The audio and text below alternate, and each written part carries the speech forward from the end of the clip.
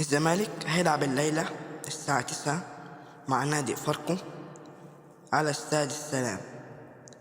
الزمالك داخل في المركز الثالث برصيد 7 نقاط، وإذا فاز هيكون 10 نقاط متصدر.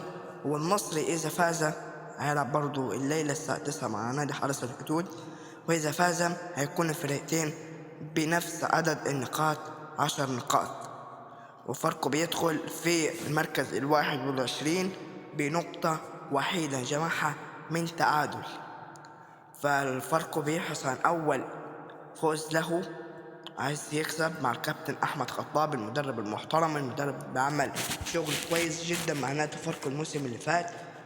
يعني مدرب نقدر نقول عليه مدرب زين ومحترم، والزمالك بيسعى الفوز لعودة الصدارة مرة أخرى، سواء منفردا أو مع النادي المصري.